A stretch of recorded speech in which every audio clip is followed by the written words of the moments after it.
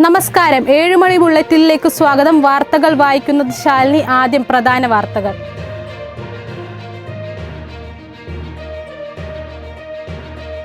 ഒടുവിൽ തുറന്നു പറഞ്ഞ സെബാസ്റ്റ്യൻ, ബിന്ദുവിനെ കൊന്നത് കഴുത്തിൽ ഷാൾ മുറുക്കി.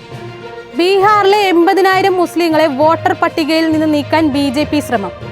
കരൂരിലേക്ക് പോകാൻ നടൻ വിജയ്ക്ക് അനുമതി നിഷേധിച്ച് പോലീസ്. 2025 ഏഷ്യ കപ്പ് കിരീടത്തിൽ മുത്തമിട്ട് ഇന്ത്യ. വാർത്തകൾ വിശദമായി.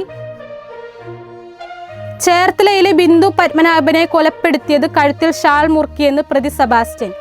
സ്ഥലം വിൽപ്പനയിൽ 1.5 ലക്ഷം രൂപ നൽകാൻ വിസമ്മതിച്ചതിനാണ് ബിന്ദുവിനെ കൊന്നതെന്ന് സെബാസ്റ്റ്യൻ പറഞ്ഞു. ചേർത്തലയിലെ ബിന്ദു പത്മനാഭനെ കൊലപ്പെടുത്തിയത് കഴുത്തിൽ ഷോൾ മുറുക്കിയെന്ന് പ്രതി സെബാസ്റ്റ്യൻ. സ്ഥലം വിൽപ്പനയിലെ 1.5 ലക്ഷം രൂപ നൽകാൻ വിസമ്മതിച്ചതാണ് കൊലപാതകത്തിന് കാരണമെന്നും സെബാസ്റ്റ്യൻ പറഞ്ഞു. കത്തിച്ച അസ്ഥികൾ വേമ്പനാട്ട് കായലിൽ ഉപേക്ഷിക്കുകയായിരുന്നുവെന്നും സെബാസ്റ്റ്യൻ പോലീസിനോട് പറഞ്ഞു. സെബാസ്റ്റ്യന്റെ കൂട്ടാളിയായിരുന്ന മനോജും കുറ്റകൃത്യത്തിൽ പങ്കുണ്ടെന്ന സൂചനയും ഇയാളുടെ മൊഴിയിലുണ്ട്. എന്നാൽ മനോജിന്റെ ആത്മഹത്യയിൽ ദുരൂഹതയുണ്ടെന്നാണ് ക്രൈംബ്രാഞ്ചിന്റെ സംശയം. ആലപ്പുഴ ക്രൈംബ്രാഞ്ച് കസ്റ്റഡിയിലെടുത്ത് നടത്തിയ ചോദ്യം ചെയ്യലിലാണ് സെബാസ്റ്റ്യൻ ഇക്കാര്യങ്ങളെല്ലാം സമ്മതിക്കുന്നത്. 2006 മെയ് മാസത്തിലാണ് ചേർത്തല സ്വദേശിയായ സതീശൻ ബിന്ദുവിന്റെ പേരിലുള്ള വസ്തു വാങ്ങാനായി ബിന്ദുവിനെ സമീപിക്കുന്നത്. ആ കച്ചവടത്തിന്റെ ഇടനിലക്കാരനായിരുന്നു സെബാസ്റ്റ്യൻ. സതീശൻ ബിന്ദുവിനെ കൈമാറിയ തുകയിൽ നിന്ന് 1.5 ലക്ഷം രൂപ തനിക്ക് വേണമെന്ന് സെബാസ്റ്റ്യൻ ബിന്ദുവിനോട് ആവശ്യപ്പെട്ടു. എന്നാൽ അത് തരാനാകില്ലെന്ന് ബിന്ദു സെബാസ്റ്റ്യനോട് തീർത്തും പറഞ്ഞു. ഈ തുകയെക്കുറിച്ച് പറഞ്ഞ് ഇരുവരും തമ്മിൽ സംഘർഷം രൂക്ഷമാകുന്നു. 2006 മെയ് 7-നാണ് സെബാസ്റ്റ്യന്റെ പള്ളിപ്പുറത്തെ വീട്ടിൽ വെച്ച് സ്ഥലത്തിന്റെ കരാർ രേഖകൾ ഒപ്പിട്ടിട്ടും ബിന്ദു പണം നൽകാൻ വിസമ്മതിച്ചിരുന്നു. ഈ കാരണം കൊണ്ടാണ് സെബാസ്റ്റ്യൻ ഷോൾ ബിന്ദുവിന്റെ കഴുത്തിൽ കുരുക്കി കൊലപ്പെടുത്തിയത്. വീട്ടുവളപ്പിൽ തന്നെ മൃതദേഹം കുഴിച്ചിടുകയും ചെയ്തു. പിന്നീട് മാസങ്ങൾക്ക് ശേഷം മൃതദേഹം അഴുകിയെന്ന് തോന്നിയപ്പോൾ കുഴി വീണ്ടും തുറന്ന് അവശിഷ്ടങ്ങൾ പുറത്തെടുത്തു. അത് കത്തിച്ച് ചാരമാക്കി. പൂർണ്ണമായി കത്താത്ത അസ്ഥിയും അവശിഷ്ടങ്ങളും വേമ്പനാട്ട് കായലിൽ തള്ളി. ശരീരത്തിന്റെ അവശിഷ്ടങ്ങൾ കിട്ടാനാകാത്ത വിധം എല്ലാം നശിപ്പിക്കുകയായിരുന്നുവെന്നും സെബാസ്റ്റ്യൻ പോലീസിനോട് മൊഴി നൽകി.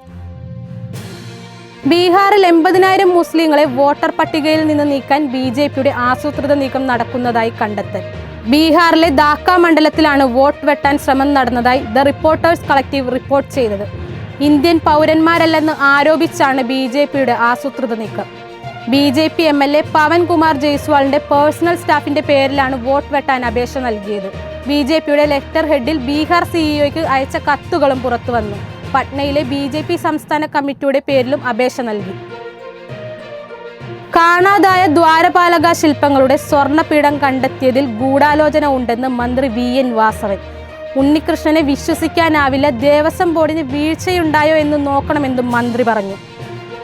ശബരിമലയിൽ നിന്ന് കാണാതായ ദ്വാരപാലക ശില്പങ്ങളുടെ സ്വർണ്ണപീഠം പരാതിക്കാരന്റെ വീട്ടിൽ കണ്ടെത്തിയതിൽ ഗൂഢാലോചനയുണ്ടെന്ന് സംശയിക്കുന്നതായി മന്ത്രി VN വാസവൻ. ഒളിപ്പിച്ച ശേഷം ഇതേ ആളിന്റെ വീട്ടിൽ നിന്ന് കിട്ടുന്നു. ആകെ നാടകം കളിക്കുകയാണ്. ഉണ്ണികൃഷ്ണനെ വിശ്വസിക്കാനാകില്ല എന്നും VN വാസവൻ പറഞ്ഞു. ദേവസ്വം ബോർഡിന് വീഴ്ചയുണ്ടോ എന്ന് പരിശോധിക്കുമെന്നും കോടതി എന്ത് പറയുന്നുവെന്ന് നോക്കി ബാക്കി പ്രതികരിക്കാമെന്നും മന്ത്രി പറഞ്ഞിട്ടുണ്ട്. കഴിഞ്ഞ ദിവസമാണ് ശബരിമലയിൽ നിന്ന് കാണാതായ പീഠം സ്പോൺസർ ഉണ്ണികൃഷ്ണന്റെ സഹോദരിയുടെ വീട്ടിൽ നിന്ന് കണ്ടെത്തിയിരുന്നത്. പീഠം കാണാതെ പോയെന്ന് നേരത്തെ പരാതി നൽകിയത് ഉണ്ണികൃഷ്ണനായിരുന്നു. ഇതിന് പിന്നാലെയാണ് ദേവസ്വം വിജിലൻസ് നടത്തിയ അന്വേഷണത്തിൽ പീഠം കണ്ടെത്തിയത്. തിരുവിതാംകൂർ ദേവസ്വം ബോർഡിനെ മുൾമുനയിൽ നിർത്തിയ ആരോപണത്തിനായിരുന്നു അപ്രതീക്ഷിത ട്വിസ്റ്റ് ഉണ്ടായത്. സ്പോൺസർ ഉണ്ണികൃഷ്ണൻ പോറ്റിയുടെ തിരുവനന്തപുരം വെഞ്ഞാറുമൂടുള്ള സഹോദരിയുടെ വീട്ടിലായിരുന്നു പീഠം ഉണ്ടായിരുന്നത്. 2019 പീഠം ശബരിമലയിലേക്ക് കൊണ്ടുവന്നത് ഉണ്ണികൃഷ്ണൻ പോറ്റിയുടെ പരിചയക്കാരൻ വാസുദേവൻ ആണ്. 2021 മുതൽ പീഠം ഇയാളുടെ കൈവശം ഉണ്ടായിരുന്നതായി വിജിലൻസ് മനസ്സിലാക്കിയിട്ടുണ്ട്. വിവാദമായതോടെ ഇത് ഉണ്ണികൃഷ്ണൻ പോറ്റിക്ക് തിരികെ കൊടുക്കുകയും ചെയ്തു. ഈ മാസം 13-നാണ് സഹോദരിയുടെ വീട്ടിലേക്ക് പീഠം മാറ്റിയതെന്നും വിജിലൻസ് കണ്ടെത്തിയിട്ടുണ്ട്. കരൂരിലേക്ക് പോകാൻ വിജയ്ക്ക് അനുമതി നിഷേധിച്ച് പോലീസ് അനുമതി നിഷേധിച്ചതിൽ കോടതിയെ സമീപിക്കാൻ ഒരുങ്ങുകയാണ് TVK. കരൂരിലേക്ക് പോകാൻ തമിഴക വെട്രി കഴകം നേതാവും തമിഴ് നടനുമായ വിജയ്ക്ക് അനുമതി നിഷേധിച്ച് പോലീസ്. കഴിഞ്ഞ ദിവസം രാത്രി വിജയ് പോലീസുമായി സംസാരിച്ചെന്ന് TVK അറിയിച്ചിരുന്നു. പോലീസ് അനുമതി നിഷേധിച്ചതിൽ കോടതിയെ സമീപിക്കാൻ ഒരുങ്ങുകയാണ് TVK. മദ്രാസ് ഹൈക്കോടതിയെയാണ് TVK സമീപിക്കാൻ ഒരുങ്ങുന്നത്. പോലീസ് സുരക്ഷ ഒരുക്കണമെന്നാണ് പാർട്ടിയുടെ ആവശ്യം. അതേസമയം വിജയിയെ ഉടൻ അറസ്റ്റ് ചെയ്യണമെന്ന തരത്തിലുള്ള പോസ്റ്ററുകൾ കരൂരിൽ വ്യാപകമായി പ്രചരിക്കുകയും ചെയ്യുന്നുണ്ട്. വിജയ് ഉടൻ അറസ്റ്റ് ചെയ്യണം, ആൾക്കൂട്ട ദുരന്തമുണ്ടാക്കി ഒളിച്ചോടിയ രാഷ്ട്രീയ നേതാവാണ് വിജയ്, കൊലപാതകിയായ വിജയിയെ ഉടൻ അറസ്റ്റ് ചെയ്യണം തുടങ്ങിയ പോസ്റ്ററുകളാണ് കരൂരിൽ കാണുന്നത്. തമിഴ്നാട് സ്റ്റുഡൻസ് യൂണിയൻസിന്റെ പേരിലാണ് പോസ്റ്ററുകൾ പതിപ്പിച്ചിരിക്കുന്നത്. അതേസമയം കരൂർ ദുരന്തത്തിൽ മരിച്ചവർക്ക് ആദരമായി ഇന്ന് സംസ്ഥാന വ്യാപകമായി വ്യാപാരികൾ കടമുടക്ക് പ്രഖ്യാപിച്ചിട്ടുണ്ട്. കരൂർ ദുരന്തത്തിൽ മരണസംഖ്യ 41 ഉയർന്നിട്ടുണ്ട്. 111ഓളം പേർ ചികിത്സയിൽ കഴിയുകയാണ്. 2025 ഏഷ്യ കപ്പ് കിരീടത്തിൽ മുത്തമിട്ട് ഇന്ത്യ. ദുബായ് അന്താരാഷ്ട്ര സ്റ്റേഡിയത്തിൽ നടന്ന മത്സരത്തിൽ പാകിസ്ഥാനെ 5 വിക്കറ്റിനാണ് ഇന്ത്യ പരാജയപ്പെടുത്തിയത്. ഇതോടെ തങ്ങളുടെ 9ാം ഏഷ്യ കപ്പ് കിരീടം സ്വന്തമാക്കാനും ഇന്ത്യക്ക് സാധിച്ചിരിക്കുകയാണ്. 2025 ഏഷ്യ കപ്പ് കിരീടത്തിൽ മുത്തമിട്ട് ഇന്ത്യ. ദുബായ് അന്താരാഷ്ട്ര സ്റ്റേഡിയത്തിൽ നടന്ന മത്സരത്തിൽ പാകിസ്ഥാനെ 5 വിക്കറ്റിനാണ് ഇന്ത്യ പരാജയപ്പെടുത്തിയത്. ഇതോടെ തങ്ങളുടെ 9ാം ഏഷ്യ കപ്പ് കിരീടം സ്വന്തമാക്കാനും ഇന്ത്യക്ക് സാധിച്ചിരിക്കുകയാണ്. മത്സരത്തിൽ പാകിസ്ഥാനെതിരെ ടോസ് നേടിയ ഇന്ത്യ ആദ്യ ബൗളിംഗിലാണ് തെരഞ്ഞെടുത്തിരുന്നത്. തുടർന്ന് ആദ്യം ബാറ്റിംഗിനിറങ്ങിയ പാകിസ്ഥാൻ 146 റൺസിന് ഓൾ ഔട്ട് ആവുകയായിരുന്നു. മറുപടി ബാറ്റിംഗിൽ 19.4 ഓവറിൽ ഇന്ത്യ 150 റൺസ് നേടി വിജയം സ്വന്തമാക്കിയിരുന്നു. ഇന്ത്യക്ക് വേണ്ടി തകർപ്പൻ പ്രകടനം കാഴ്ചവെച്ചത് തിലക് വർമ്മയാണ്. ടോപ്പ് ഓർഡർ തകർന്ന ശേഷം ഇന്ത്യയുടെ സ്കോർ ഉയർത്തിയ താരം 53 പന്തിൽ നിന്ന് 4 സിക്സും 3 ഫോറും ഉൾപ്പെടെ 69 റൺസ് നേടി പുറത്താകാതെയാണ് മികച്ച ബാറ്റിംഗ് കാഴ്ചവെച്ചത്. താരത്തിന് പുറമെ ഇന്ത്യക്ക് വേണ്ടി 6ാമനായി ഇറങ്ങിയ ശിവൻ ദുബെ 22 പന്തിൽ 33 റൺസ് നേടി സെക്കൻഡ് ടോപ്പ് സ്കോറായി. മാത്രമല്ല മലയാളി സൂപ്പർ താരം സഞ്ജു സാംസൺ സമ്മർദ്ദഘട്ടത്തിൽ തിലകിനൊപ്പം 22 പന്തിൽ നിന്ന് 1 സിക്സും 2 ഫോറും ഉൾപ്പെടെ 24 റൺസ് നേടി. ഹർദിക് പാണ്ഡ്യയുടെ അഭാവത്തിൽ കളത്തിലിറങ്ങിയ സൂപ്പർ താരം റിങ്കു സിംഗ് ആണ് ഇന്ത്യക്ക് വേണ്ടി മത്സരം ഫിനിഷ് ചെയ്തിരുന്നത്. ഒരു പന്തിൽ 4 റൺസാണ് താരം നേടിയത്. ഓപ്പണർ അഭിഷേക് ശർമ്മ 5, ശുഭ്മാൻ ഗിൽ 12, സൂര്യകുമാർ യാദവ് 1 എന്നിങ്ങനെ ഇന്ത്യക്ക് നേരത്തെ നഷ്ടമായപ്പോൾ മധ്യനിരയാണ് ഇന്ത്യ മുന്നോട്ട് നയിച്ചിരുന്നത്. അതേസമയം പാകിസ്ഥാന് വേണ്ടി തകർപ്പൻ ബാറ്റിംഗ് പ്രകടനം നടത്തിയത് ഓപ്പണർ സാഹിബ് സദാ ഫർഹാനും ഫഖർ സമാനുമാണ്. 38 പന്തിൽ നിന്ന് 3 സിക്സും 5 ഫോറും ഉൾപ്പെടെ 57 റൺസ് നേടിയാണ് ഫർഹാൻ മടങ്ങിയത്. 150 എന്ന മികച്ച സ്ട്രോക്ക് റേറ്റിൽ ബാറ്റ് ചെയ്ത് താരത്തെ വരുൺ ചക്രവർത്തി തിലക് വർമ്മയുടെ കയ്യിൽ എത്തിക്കുകയായിരുന്നു. ഫഖർ സമാൻ 35 പന്തിൽ 2 സിക്സും 2 ഫോറും ഉൾപ്പെടെ 46 റൺസിന് പുറത്തായി. വരുണിനാണ് താരത്തിന്റെയും വിക്കറ്റ്. പിന്നീട് ഇറങ്ങിയ സായിങ് അയൂബ് നേടിയ 14 റൺസ് ഒഴിച്ചാൽ മറ്റ് പാക് താരങ്ങൾക്കൊന്നും 2 അക്കം കടക്കാൻ സാധിച്ചിരുന്നില്ല. ഒക്ടോബർ 1 മുതൽ ചിത്രീകരണത്തിൽ സജീവമാകാൻ മെഗാസ്റ്റാർ മമ്മൂട്ടി. മഹേഷ് നാരായണൻ സംവിധാനം ചെയ്യുന്ന സിനിമയുടെ ഹൈദരാബാദ് ഷെഡ്യൂളിൽ മമ്മൂട്ടി ജോയിൻ ചെയ്യും. നിർമ്മാതാവ് ആൻഡോ ജോസഫാണ് ഇക്കാര്യം സ്ഥിരീകരിച്ചത്. ഒക്ടോബർ 1 മുതൽ ചിത്രീകരണത്തിൽ സജീവമാകാൻ മെഗാസ്റ്റാർ മമ്മൂട്ടി. മഹേഷ് നാരായണൻ സംവിധാനം ചെയ്യുന്ന സിനിമയുടെ ഹൈദരാബാദ് ഷെഡ്യൂളിൽ മമ്മൂട്ടി ജോയിൻ ചെയ്യും. നിർമ്മാതാവ് ആൻഡോ ജോസഫാണ് ഇക്കാര്യം സ്ഥിരീകരിച്ചത്. ചെറിയൊരു ഇടവേളയായിരുന്നു ഇത്രയും കാലം എന്ന് മാത്രമേ കരുതുന്നുള്ളൂ. അപ്രതീക്ഷിതമായി വന്ന ആ ഇടവേള ലോകമെങ്ങുമുള്ളവരുടെ പ്രാർത്ഥനകളുടെയും മനസാന്നിധ്യത്തിന്റെയും ബലത്തിൽ അതിജീവിച്ചു. പ്രാർത്ഥനകളിൽ കൂട്ടുവന്നവർക്കും ഉലഞ്ഞപ്പോൾ തുണയായവർക്കും ഹൃദയം നിറഞ്ഞ നന്ദിയും സ്നേഹവും എന്ന് ആൻഡോ ജോസഫിന്റെ വാക്കുകൾ. ചെറിയ ഇടവേളയ്ക്ക് ശേഷമാണ് മമ്മൂട്ടി സിനിമയിലേക്ക് തിരിച്ചെത്തുന്നത്. ചികിത്സാർത്ഥം സിനിമയിൽ നിന്ന് അവധിയെടുത്ത് ചെന്നൈയിലേക്ക് പോയ താരം പൂർണ്ണ ആരോഗ്യവാനാണെന്ന് ഡോക്ടർമാർ സാക്ഷ്യപ്പെടുത്തി. മഹേഷ് നാരായണൻ സംവിധാനം ചെയ്യുന്ന സിനിമയിൽ മമ്മൂട്ടിക്കൊപ്പം മോഹൻലാൽ, കുഞ്ചാക്കോ ബോബൻ, ഫഹദ് ഫാസിൽ എന്നിവരും ഉണ്ടാകും. മലയാളത്തിലെ ഏറ്റവും ചെലവേറിയ സിനിമ കൂടിയാണിത്. ഏഷ്യയിലെ ഏറ്റവും വൃത്തിയുള്ള സ്ഥലം ഏതാണെന്ന് നിങ്ങൾക്കറിയാമോ? അത് മറ്റെങ്ങുമല്ല, നമ്മുടെ സ്വന്തം ഇന്ത്യയിൽ തന്നെ. അതെ, മേഘാലയയിലെ മൗലുനോങ് എന്ന കൊച്ചു ഗ്രാമത്തിലാണത്.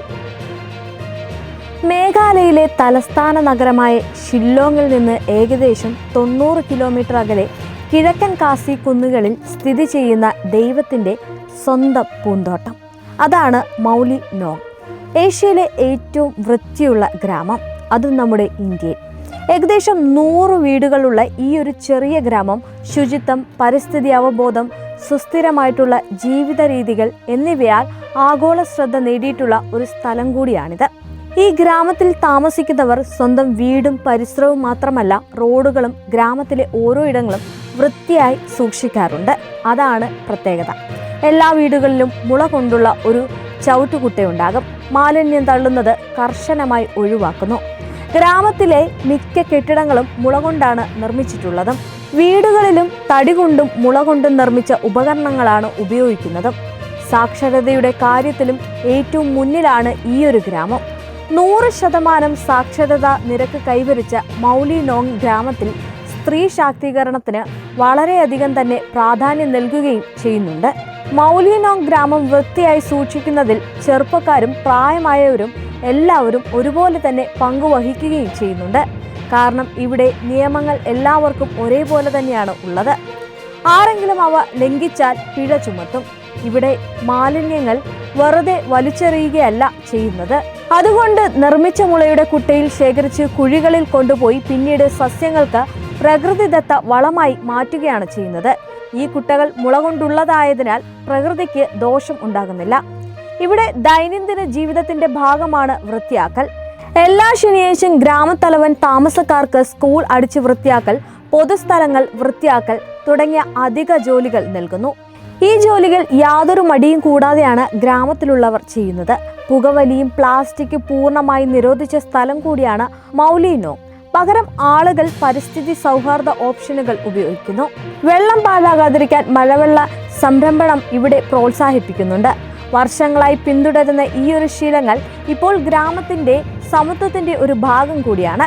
ഇത്തരത്തിൽ എല്ലാ ഗ്രാമങ്ങളുടെയും ഫലമായിട്ട് ട്രാവൽ മാഗസിൻ ഡിസ്കവർ ഇന്ത്യ 2003 ഏഷ്യയിലെ ഏറ്റവും വൃത്തിയുള്ള ഗ്രാമവുമായും പിന്നീട് 2005 ഇന്ത്യയിലെ ഏറ്റവും വൃത്തിയുള്ള ഗ്രാമവുമായി മൗലിനോങ്ങിനെ തിരഞ്ഞെടുത്തിരുന്നു. വൃത്തിയുള്ള സ്ഥലങ്ങൾക്ക് പുറമെ അതിശയിപ്പിക്കുന്ന പ്രകൃതി സൗന്ദര്യത്താൽ ചുറ്റപ്പെട്ടിരിക്കുന്ന പ്രദേശമാണ് മൗലിനോങ്. സമീപത്ത് തന്നെയാണ് ലിവിംഗ് റൂട്ട് ബ്രിഡ്ജുകൾ ഉള്ളത്.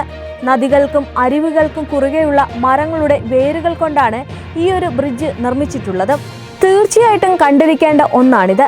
ഫിക്കസ് ഇലാസ്റ്റിക്ക എന്നറിയപ്പെടുന്ന മരത്തിന്റെ വേരുകളാണ് യാത്രയ്ക്കായുള്ള പാലങ്ങളായി ഈ ഗ്രാമവാസികൾ ഉപയോഗിക്കുന്നത്. ഗ്രാമത്തിൽ മുള കൊണ്ട് നിർമ്മിച്ച ഒരു സ്കൈ വ്യൂ ടവറും ഉണ്ട്. അവിടെ നിന്ന് ചുറ്റുമുള്ള വനങ്ങളുടെയും ബംഗ്ലാദേശിന്റെ വിശാലമായ കാഴ്ചകളും കാണാൻ കഴിയും. ഒക്ടോബർ മുതൽ ഏപ്രിൽ വരെയുള്ള സമയമാണ് മൗലിനോങ് സന്ദർശിക്കാൻ ഏറ്റവും അനുയോജ്യമായ കാലഘട്ടം. ഈ ഒരു സമയത്ത് കാലാവസ്ഥ സുഖകരവും പച്ചപ്പ് നിറഞ്ഞതുമായിരിക്കും. മേഘാലയയിലായിരിക്കുമ്പോൾ വെള്ളച്ചാട്ടങ്ങൾക്കും മഴയ്ക്കും പേരുകേട്ട ചിറാപുഞ്ചി, മൗണ്ട് സിറാം, കിഴക്കിന്റെ സ്കോട്ട്ലൻഡ് എന്നറിയപ്പെടുന്ന സംസ്ഥാനത്തിന്റെ മനോഹരമായിട്ടുള്ള അല്ലെങ്കിൽ തലസ്ഥാനമായ ഷില്ലോങ് എന്നിവയും കൂടി സന്ദർശിക്കാം. പ്രകൃതി സൗന്ദര്യത്താൽ സന്ദർശകരെ ആകർഷിക്കുന്ന ഇവിടുത്തെ ടൂറിസവും മൗലിനോങ്ങിന്റെ സമ്പദ് വ്യവസ്ഥയിൽ ഒരു പ്രധാന പങ്കും വഹിക്കുന്നുണ്ട്. മംഗലശ്ശേരി നീലകണ്ഠനും മകൻ കാർത്തികേയനും തിയേറ്ററുകൾ കീഴടക്കാൻ വീണ്ടും എത്തുന്നു.